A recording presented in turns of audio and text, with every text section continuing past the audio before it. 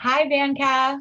I'm Cyan Rose, and I'm going to be reading from my book, Our Work is Everywhere, for you today and answering a few questions. Um, I have, this physical copy that I'll be reading, and I also have a slideshow on another device. So if I have any tech hiccups, please forgive me. I'm going to do my best to make it all work. So for those of you who don't know, Our Work is Everywhere, an illustrated oral history of queer and trans resistance, is a fully illustrated, I think it's 70 page or something like that, uh, illustrated interview and illustrated prose poetry collection that features 22, well, including me, 23 queer and trans, queer and or trans uh, activists, organizers, healers, artists, friends, comrades, whoever, basically, that uh, shared their own personal experiences with all kinds of different issues and just life, love, pain, justice, resistance, all of that good stuff. So I'm going to read first, and then I'm going to answer some questions that Izzy, one of the VanCath organizers, has prepared for me. So um, yeah, I'm really excited. I'm pretending that, even though I'm recording this ahead of time, I'm pretending that you're all here in front of me. So let's begin. Oh, I'm going to read the introduction, which is the part of the book that I personally wrote, which is kind of like a setting an intention and grounding, and kind of introducing the book. Cyan Rose, that's me.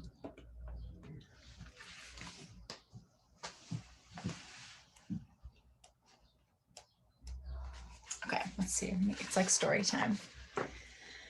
Our Work is Everywhere is an anthology of illustrated interviews with and writings by queer and trans organizers, healers, artists, and comrades. It's part graphic nonfiction, part thank you note, part gay theory paper, part activist gossip column, and the rest is a surrealist dream in which we know why we're here and what we need to do. The voices in this book speak and write candidly about their experiences of oppression, pain, nonprofits, pop culture, the criminal injustice system, and love to create a nuanced landscape where new and progressive worlds emerge. Oh, that's not what that says. Where new and it is a little bit hard to read. I will say that. Where new and progressive worlds are imagined. These conversations have helped me understand more about how to shift power on an institutional and interpersonal level and within myself. Working on these drawings has been a cathartic process for me. As an anxious person, my drawing time has become a sacred site for savoring silence and aloneness and channeling tense energy into focus. It's been a challenge to use my illustration skills thoughtfully and intentionally to examine politics, relationships, and identity, especially in a time that values media that can be created and forgotten within minutes. During insecure moments, I've wondered if this project has taken too long, 5 years, to be relevant. But that type of thinking is rooted in a perfectionist, hyperproductive ideology. Artists need to work at the pace that's right for them.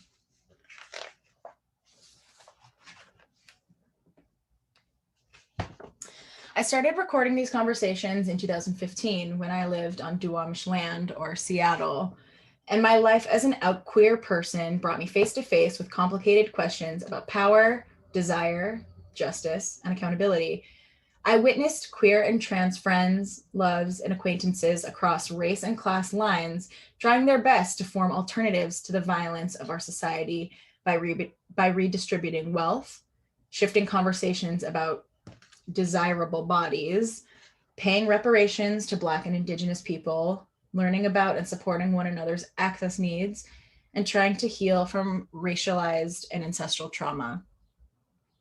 When I say our work is everywhere, I intend to expand the definition of work beyond what is recognizable and considered valuable under capitalism. Instead, I claim that the work that's needed to really change our world is the opposite of what most of us get a paycheck for. It's the emotional support we give others. It's the meals we cook for each other. It's the brilliant ideas we have, the jokes we tell, the hard conversations we engage with ourselves and others. All of that chaotic, undefined, ever-changing work deserves credit too. And that's what I've tried to do here. Give credit to just a few of the many people who have put in the work to chip away at the structural and mental racism, transphobia, fat phobia, colonialism, ableism, xenophobia, anti-Blackness, rape culture, and other harmful systems we have all grown up in, and unfortunately been part of reproducing to various degrees.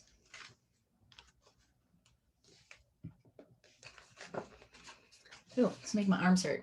This book is big.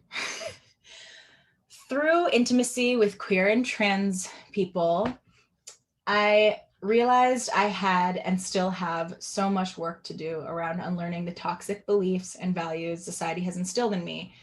Witnessing the work queer and trans people were doing helped me develop my own roadmap to navigate these complicated issues and relationships. Much of this work has been messy, heartbreaking, and confusing. I still struggle with perfectionism and self-forgiveness. I still feel let down by the mythical queer community, in quotes. But working on this project and learning from such insightful and creative people has continually reminded me that every single one of us has our own path to building something new.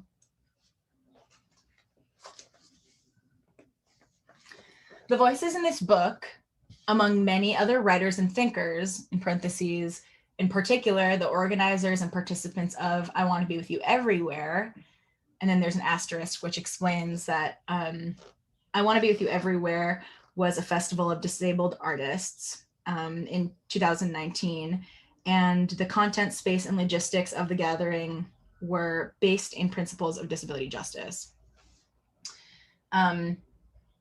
So the voices, among many other writers and thinkers, including the organizers of that festival, have helped me expand my understanding of social change to include the mundane, the quiet, the personal, the slow.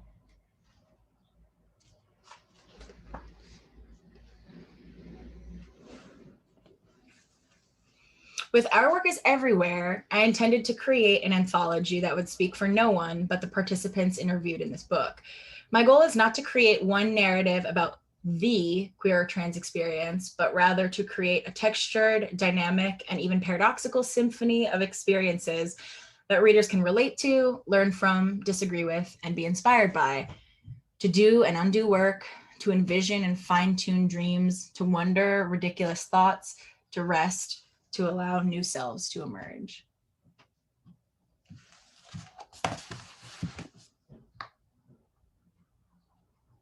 Oh, this slideshow is from our release when we had some of the readers read their work. So that's why that's popping up.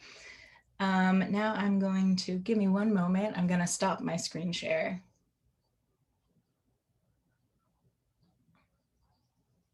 Cool. So yeah, that's the introduction. And now I'm gonna pick a few of these questions that Izzy gave to me and answer a few of them. So let's see. What art tools did you use to draw the subjects, analog or digital? So when it has changed, but when I started the project in 2000 and the first piece that I made for this was in 2015, and I've been working on it since then. And when I first started the project, it was all hand drawn. Like a lot of the, if you've seen the zine version of this, which some of you out there might have a copy because I released parts of the book in like little zine form. Those were literally very close. What you saw in the zine was very close to what I actually drew with pen on paper. And that's what I did for most of the pieces. And I realized that I did need a little bit of digital support. And if you know me, you know that I'm very afraid of technology. I'm not someone who is necessarily excited about getting the new like cool tablet or thing to have, or I'm very based in like the materials of like drawing with pen and ink and pencil.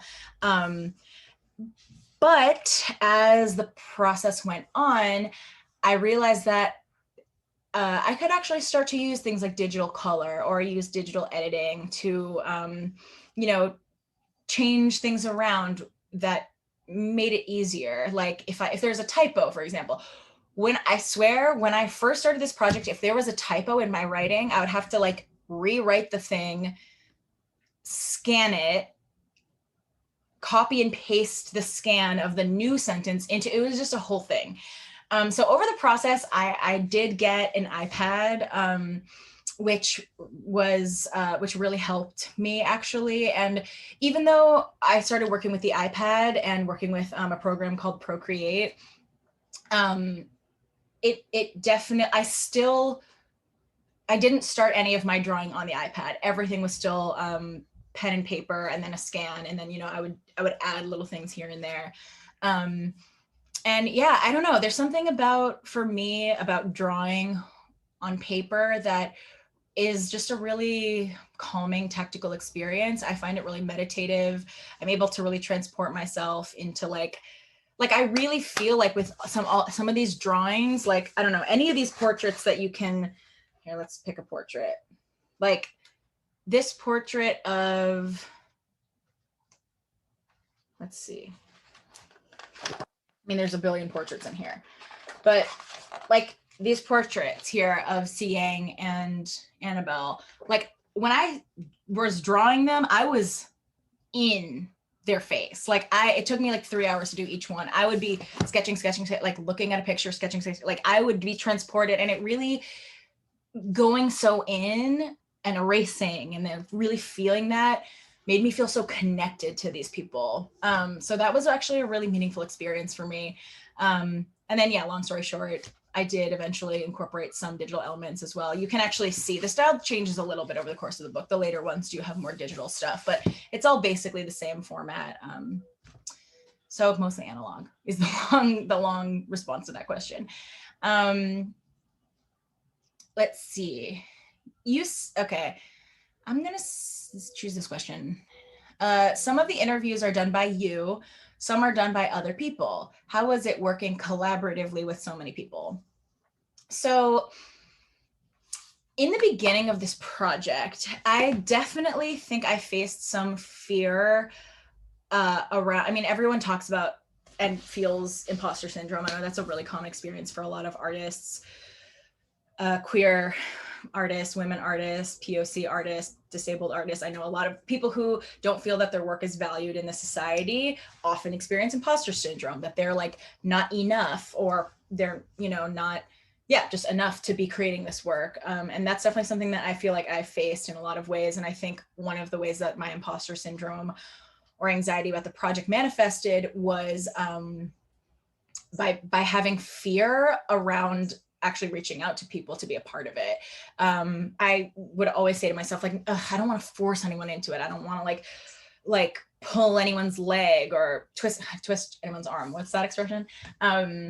So for that reason, I started collaborating with friends pretty much only, or then it turned into friends of friends.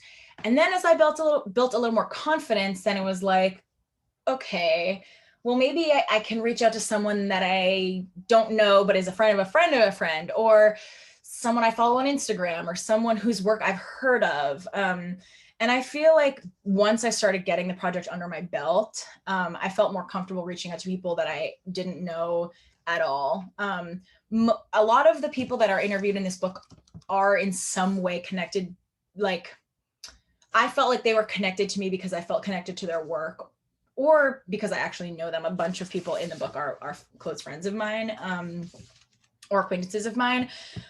But yeah, I think that just going about it made me feel like I was able, like I trusted that someone not only would want to be a part of it, but if they didn't, they could say no. And I think that trusting that people can say no and asking them directly and other communication skills is definitely something that I learned a lot about. And with this question, like, how was it working with collaboratively with so many people?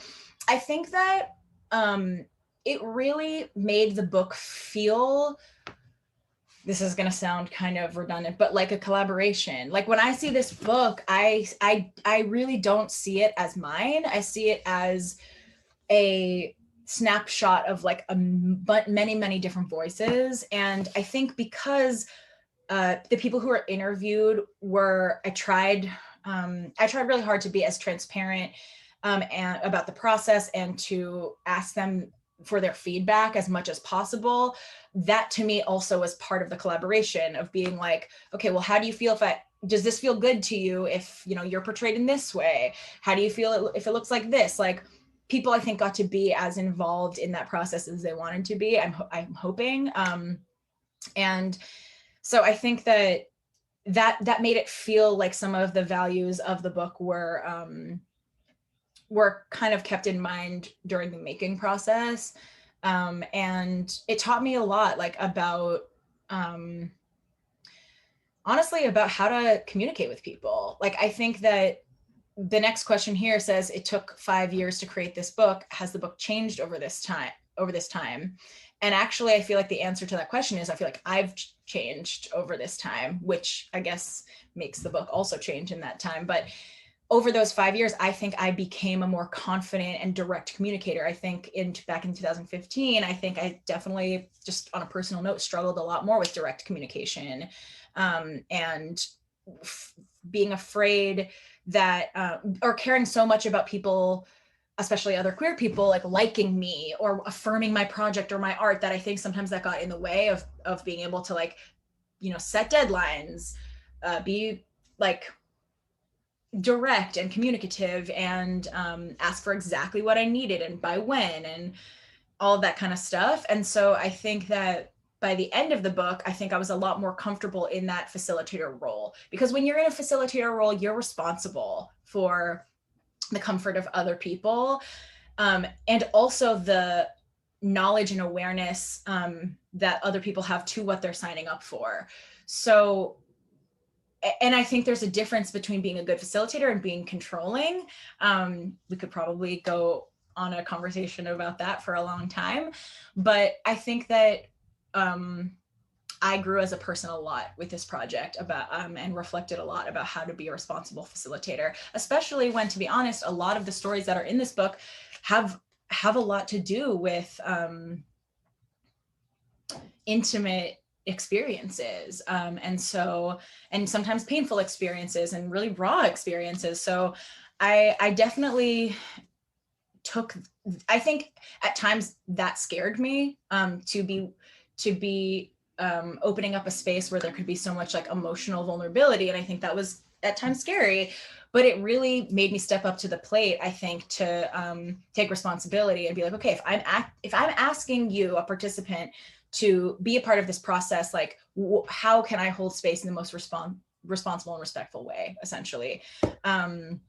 So that was a really big growth experience for me as an artist. And yeah, let's see what else we have here.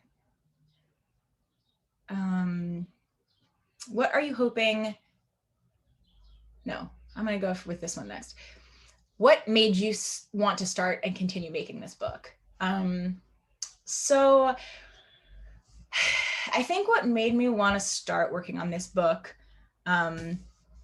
honestly, was just how much I felt like I had and have learned from my queer and trans friends and community, whatever that means, at large. Honestly, I felt like when I entered into a queer community and started meeting people that had very different experiences than I did, I grew up in a very homogenous environment that I think was very white, very suburban, and I think that it was really, really valuable for me to meet people that had very different experiences and came from all different kinds of places when I started hanging out with more queer people. And that was a thing that we had in common, was queerness, but actually there's a lot of difference, and there's actually more difference than similarity, I think, in a lot of queer communities. And that, how much I felt like I was learning from people and unlearning and learning about myself, about like, oh, how do we do relationships? Like maybe I was taught up until I was 22, which is like the time I came out, that we do relationships a certain way, but now that's totally out the window. Like, let's think about this a different way, you know? How do we do friendships? How do we communicate? How do we do, try to chip away at racism on a structural level, systemic level, on institutional levels? Like, how do we actually do that? And I think that I've seeing people and myself wrestling with a lot of those questions has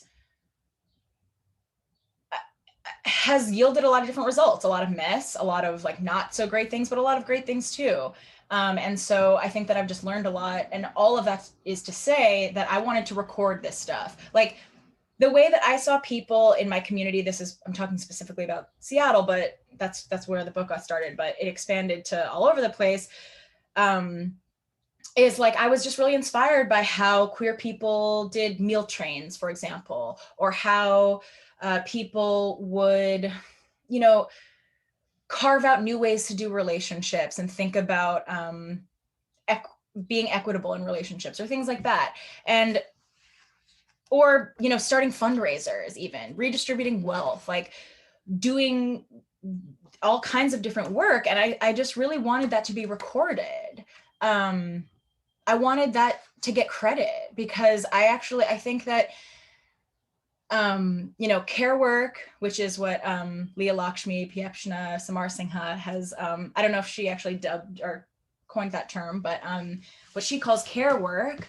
But I also think like joy work, spiritual work, like movement work, like social justice work, healing work, all of that stuff, like really deserves a place in the archives, wherever the archives are, like in the universe. And this is my attempt to try to archive it and show people that, like,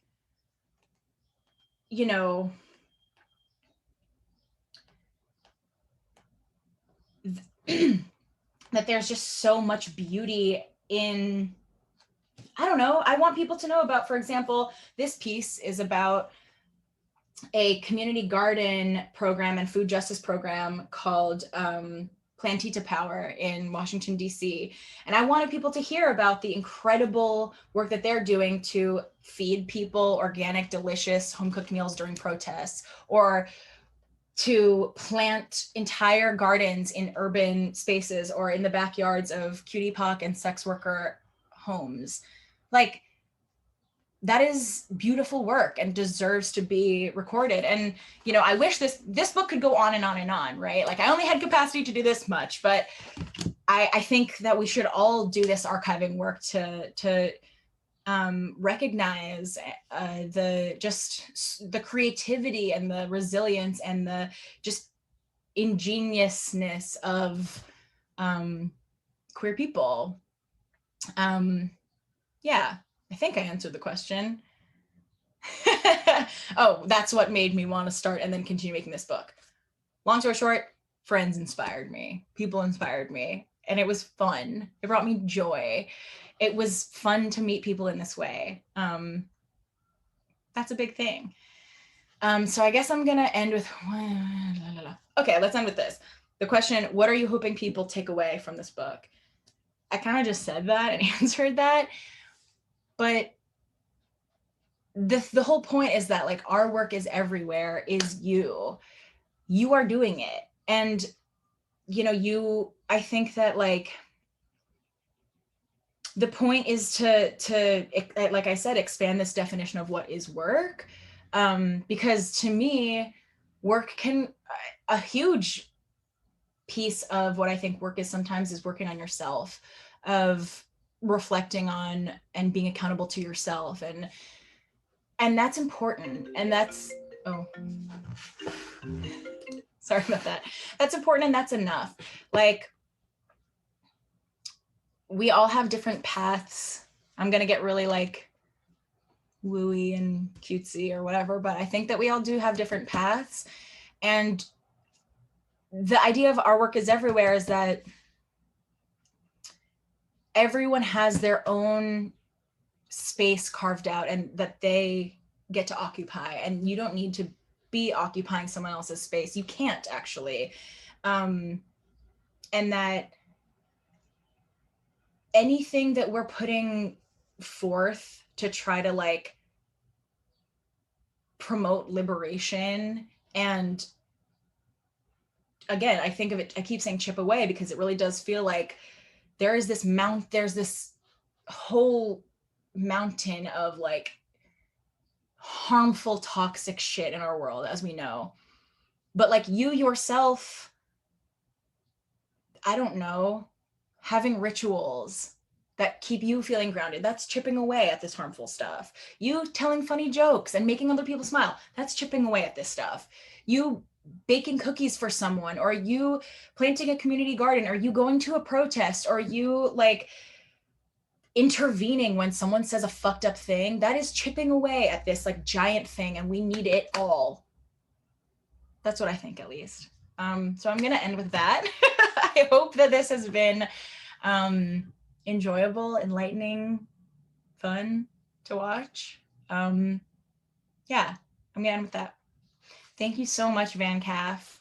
Someday I hope to make it to the festival when it happens again. I've never been, but hopefully I'll see you next time.